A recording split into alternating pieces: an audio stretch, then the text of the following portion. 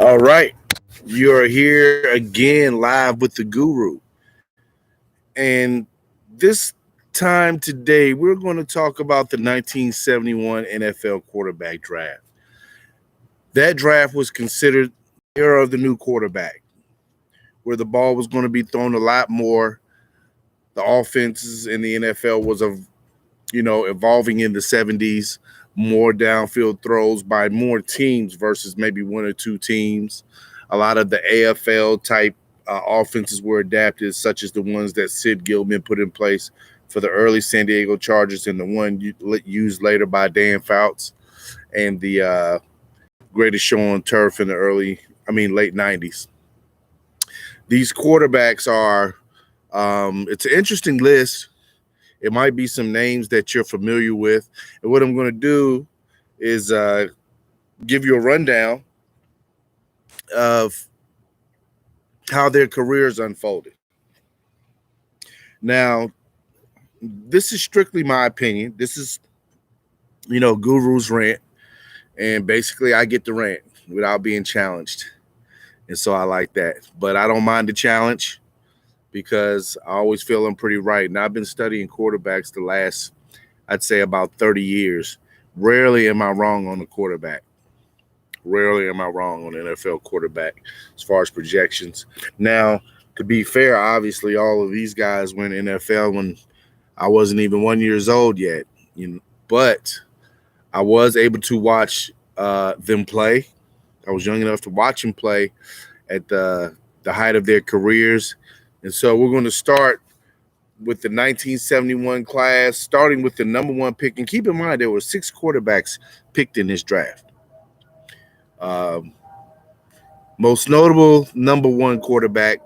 And basically, like I said, I'm going to give you a rundown of their NFL career and just basic stats. I'm not going to give you the whole rundown on all the stats, but I'll give you the more telling stats. That way you can identify with what they've done quickly. And that's for those who really aren't deep football, into deep football analytics. The number one pick in the 1971 draft was Jim Plunkett. Jim Plunkett out of Stanford University. Now, he was an interesting quarterback. I always loved the way he played. I was fortunate. I watched him, win his first Super Bowl and his second.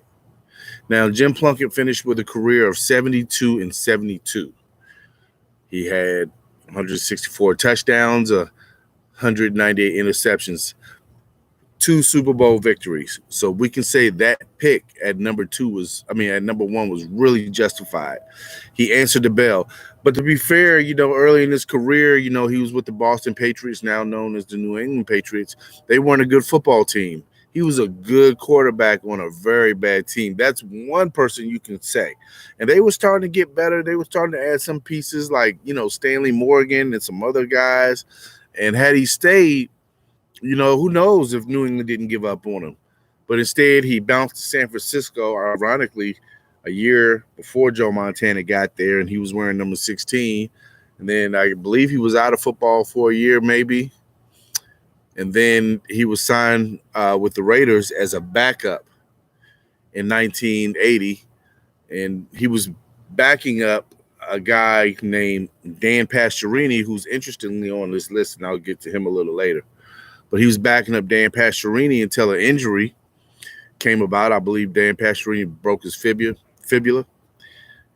And Jim Plunkett took over, got him in the playoffs as a wild card, and the rest is history. They beat the Eagles in the 1980 Super Bowl.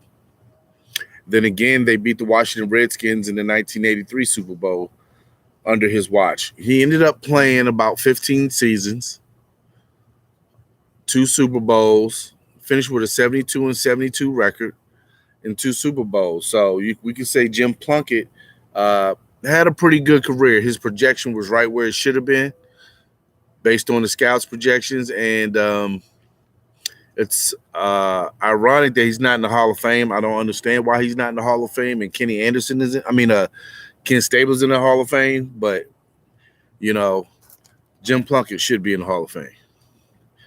The number 2 pick on this list is Archie Manning. Now, Archie Manning, you might know, is Peyton Manning and Eli Manning's dad. Archie Manning went to Ole Miss. He was the number 2 overall pick in the draft. He finished with a career record of 35, 101, and 3. That's right, folks. He had 35 wins, over 100 losses, and 3 ties. Now, what's interesting about Archie Manning was that he's always been the highest paid player since he came into the league. I can remember him being in the Guinness Book of World Records when I was like 6 years old for signing $1 million contract. Um, I got to see him at the latter end of his career once I started watching football. At that time, he would have been in his prime, 29, 30, years old. Archie Manning never had a winning season. And I know a lot of people would like to say, oh, they just never surrounded him with talent. Well, that's bull. That's an insult to any and every Saints player that played with him for 11 seasons. That's right. He played 11 seasons in New Orleans and never had a winning season. And he has his number retired. Now, he finished with 173 touchdowns to 85 interceptions. Not bad. There was at a time when they really didn't throw the ball a whole lot. So those numbers aren't really that bad. The problem is that, he played during a 14-game season and then to the 16-game season that, you have to win games. And he went out as the highest paid player. This last season, he made $750,000. And had he played another year, which would have been 1985, which the contract was guaranteed, he still could have played another year with guaranteed $700,000, which is in 1985 was a lot of money for a quarterback, especially one on the downside of his career. He was never any good. Now, to his credit, he did make a Pro Bowl. He's in the Louisiana, Mississippi history books, and his folklore is about as false as the American history books that the Daughters of the Confederate wrote. You cannot say that he had a good career. You can't say that he really even tried. And to people out there who say, well, he never had good teams with the Saints, he played for 2 more teams at the end of his career. When he left the Saints, keep this in mind, when he left the Saints, he never won a game for those teams. Played for Chicago, and I think he played for Minnesota. Never won a game for him. I think he finished out like 0-8. So if you want to say Peyton and Eli came from good stock, I mean, they did, but, Archie, he wasn't that guy, and I wish people would stop saying that he was great. He was just robbed of all these skill set players, because when Wes Chandler and Chuck Muncie was there, that's right, Chuck Muncie that went to Cal, the star of Cal in the late 70s. I don't know why he couldn't win with them, because when both of them got traded to San Diego with Dan Fouts, they played great, played fine with him. So that's the number 2 pick. He never lived up to his billing. And I don't understand why people still pacify him. He know he wasn't that good. I mean, think about it again. 35 wins. 35 wins in 15 seasons. If you know division, just do the math on that. What are the odds that he's going to have terrible players every year? Okay. Number 3 on that list. Number 3 pick in the draft. Dan Pastorini, out of Santa Clara. Now, he's an interesting guy. He played at Santa Clara. He was a hot shot in the Bay Area at the same time that Jim Plunkett was. Actually, they're in the same draft class. So they knew of each other as early as their high school years. I believe they played each other. Dan Pastorini went to a private school somewhere out in Northern California. He came from a little bit of money. His NFL career, now, I don't think he was really all that good, but he had 6 winning seasons, mainly on the back of Earl Campbell. So he'd been to, his record was 56-61. He went to two AFC conference championships, lost them both to the Steelers. So he was he was a feisty player. You know, he played at a time when, you know, quarterbacks really weren't protected, and he probably wasn't a workout warrior from what I understand. He was out chasing, you know, models and Playboy bunnies. So those things that happen. Um, the fourth quarterback taken in that draft was a guy named Lynn Dickey out of Kansas State. You know, those who remember Lynn Dickey, he started out with the Houston Oilers, you know, in his earlier years in the early 70s, but most people remember him with the Green Bay Packers. Played a long time. Uh, he only had one winning season, and that was during the strike shortened season of 1982 when they went 5-3-1. He had John Jefferson and Philip Epps and John Jefferson. They really lit it up. Bart Starr was the coach then. So he had a long career. He finished with a career record of 45, 63, and 3. Had a nice arm, wasn't very mobile, was allowed a long time to develop. So Lynn Dickey, I do remember him actually wears number 12 like Aaron Rodgers. All right, the fifth quarterback on here. And I will have to say he's one of my favorites next to Jim Plunkett. Love the way he threw football. And that's Ken Anderson. Ken Anderson was the 67th pick in this draft. He was out of Augustana College, which is a Division III school. He was the 1981 Offensive MVP and League MVP.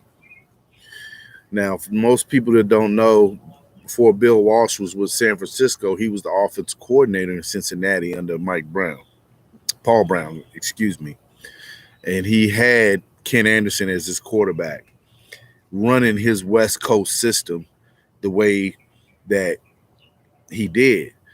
Now, to be fair to Ken Anderson, you know, he was, you know, drafted in a year where unfortunately the Steelers had drafted all their steel curtain. Franco Harris was coming next year. So he was in a tough division. And he battled those guys. I can tell you, you know, if he was in any other division, you know, he would have been probably would have had a lot more success. But he did take Cincinnati to the Super Bowl. He lost to Joe Montana. That was a game, man, I feel like they could have won. They were really on that season. He was a really good quarterback. He played for like 16 seasons before Boomer Esiason eventually took over. He could be an NFL Hall of Famer. I mean, he ran that system with precision, you know. Just a great quarterback. And the Bengals really, really lucky to have him as a quarterback. But he was the 67th quarterback player taken in that draft. And he was the fifth quarterback. Excuse me, indigestion. Now,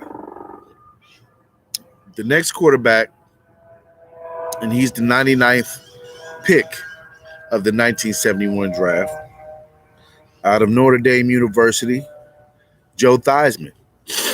Yes, that's right, Joe Theismann.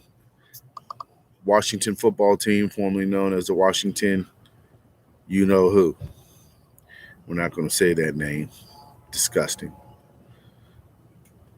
Well, Joe Theismann was an interesting character. You know, his last name was Theismann, and he turned it to Theismann for Heisman. And a lot of people back then thought that was too ostentatious and thought like, well, who does this guy think he is? You know, and he's like a intellectual guy, but that's what happened. Anyway, he went to Notre Dame, and he was drafted by the Miami Dolphins. He was not drafted by Washington. He did not get to Washington until 1974. He went to the Canadian Football League for 3 years. When he came back, he signed with Washington because Miami wasn't ready to make him a quarterback, so he went to Canada. Washington signed him in 74. He waited his turn. He started like about 6 games. The next couple years had like 4-2 record, 3-2 record. And then in 1978, he took over for good until 1985. Played in a tough division. He wasn't very tall. I would say the player that close resembles him today is Kyler Murray.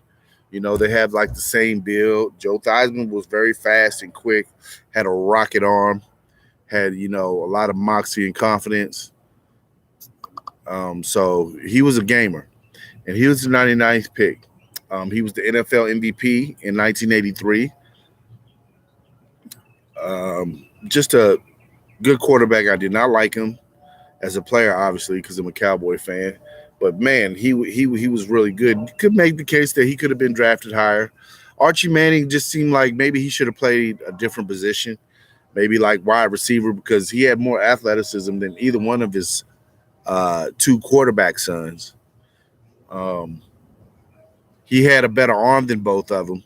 He just threw it to the wrong team. He just couldn't win. He just couldn't win, and people just, you know, he was a loser. You know, that's the only way to put it. You know, if you want to remember him, that's how you have to remember him. You know, he was a loser of NFL quarterback his whole career, all 15 years of him, and there's no getting around that. So there's your new era of quarterbacks from the 1971 draft. I thought I would share that with you. This is the rant with Guru, and I'm always going to be bringing you content that's different. Some of it will be, you know, we might go off path just a little bit, but it'll all be tied back into the sports that we're talking about. But we're also pop culture, and we will cover issues that tie into sports. I'm glad to share this platform and to have total control over a platform that I think is just healthy and fun for anyone to enjoy. If you're sitting at home in Alabama, or, you know, if you're in California like I am, or if you're in Texas, or shout out to Virginia or DC or Maryland, all of those states, please come join me. We can help. We can make this grow. I welcome your opinions, and I'll even have someone on live to where you can debate me on certain topics. All right. So thank you all for joining me, and I really appreciate it. Yes, I do. Yes, yes, yes. Just, just, just, uh, just a joy to be with you guys, and you know, be on here. So I just want to thank y'all, and remember, on the rant, I'm gonna like be all over the place with things. That's the good part. So to all of you out there, stay safe, stay humble, stay loving, and eat good. And let's get ready for a great sports season in the 2021 year. I will say amen and God bless.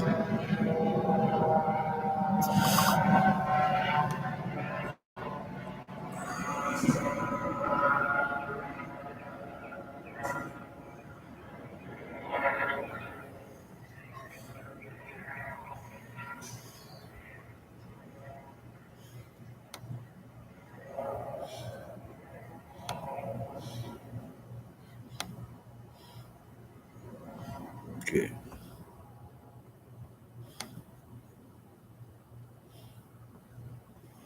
Yep.